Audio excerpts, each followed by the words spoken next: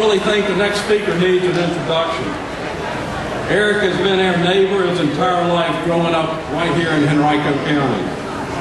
Eric served in the House of Delegates representing the 73rd District before being elected to the United States Congress representing the great 7th District of Virginia.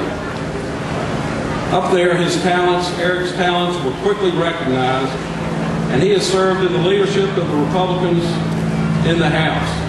Eric currently is the Minority Whip, which is the #2 ranking position in the House for Republicans.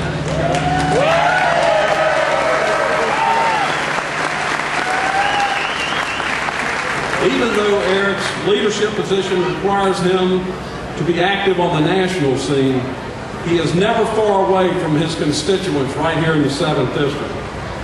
I want to tell you a real quick story. Every election cycle, Eric and I do a all-day trip throughout the 7th District.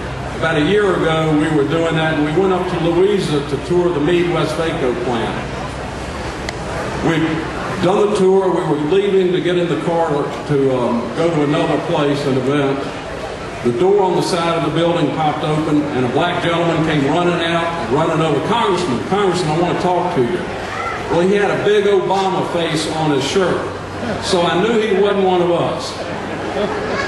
But that didn't matter. He came over, told Eric about some problems that he was having, and he said 2 or 3 other gentlemen that work inside are also facing the same problem I have. We got in the car, and before we'd gotten out of the driveway, Eric had talked to his office in Washington, given him the name and the phone number of this gentleman, and within an hour, he had been contacted, and the answer to his problem had been given to him.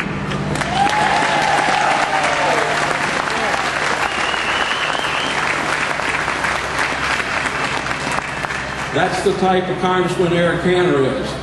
You come first after his family, and then the other stuff takes its place. So ladies and gentlemen, please join me in welcoming our Congressman, our friend, and our neighbor, Eric Cantor.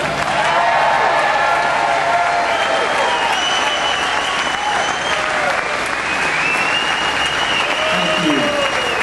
Thank you very much. Thank you. Thank you. And good afternoon. Thank you all for being here.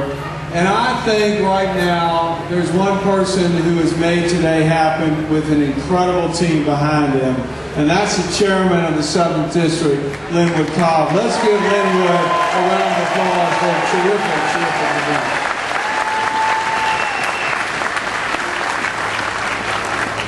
My wife, Diana, is here. My mom, Mary Lee, is here. And we thank you all. And I know we have got a stellar statewide team. You've heard 2 out of the 3, and of course Bill is one of us too here in the 7th District. Don't you feel good?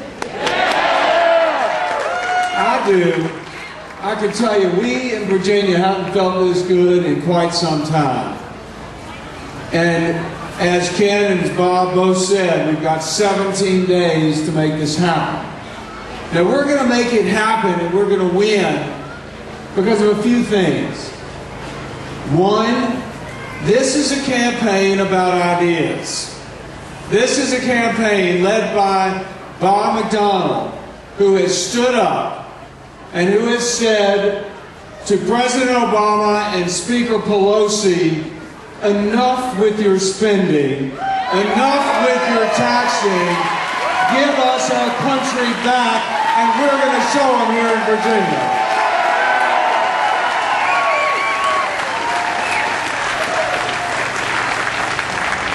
This campaign is also about Bob McDonnell, Bill Bolling, and Ken Cuccinelli standing up to the other side, standing up to Creed Eads, who will bring the Obama-Pelosi politics here to Virginia if we don't stop it.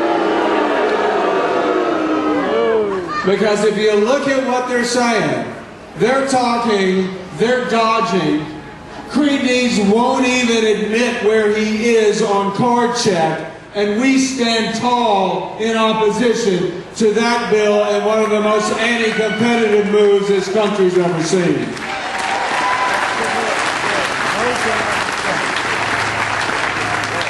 We're going to stand tall against them, and that Washington-style politics coming into Virginia, we're going to stand up and say no to any more spending. We're going to say no to piling more debt on our children and their children than this country's ever seen, and we're going to say yes to a limited government, to lower taxes, and to more opportunity for us and our families.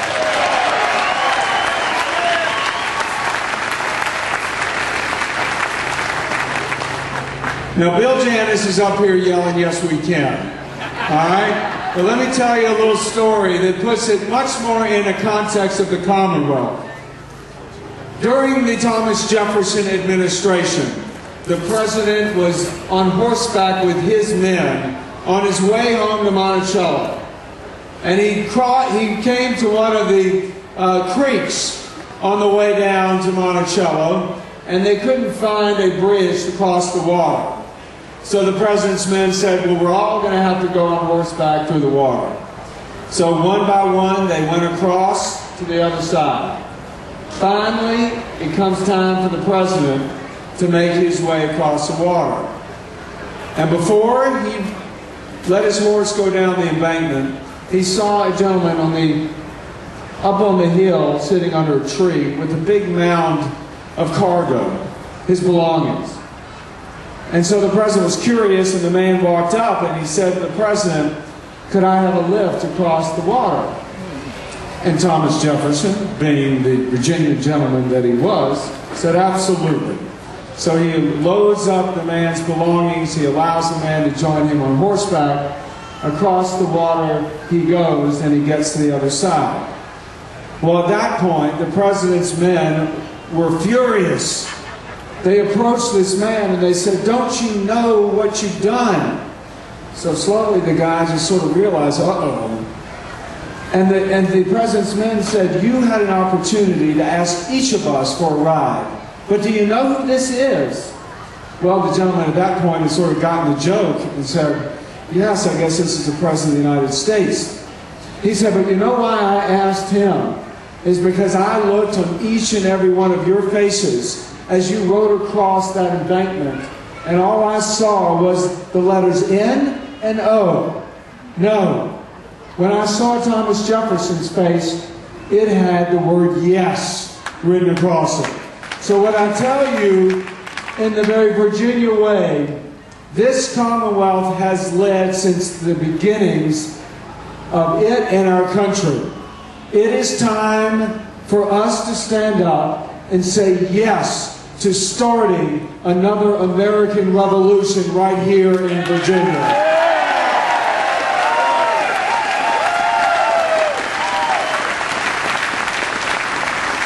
As the governor-to-be said, this election means a lot for our families. It means a lot for Virginians who are out of work. And it will also mean a lot for America.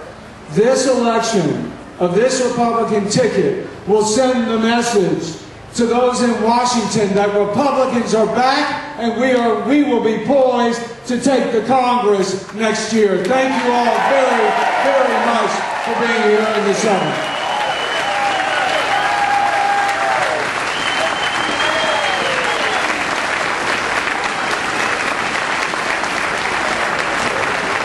Ladies and gentlemen, thank you again for being here.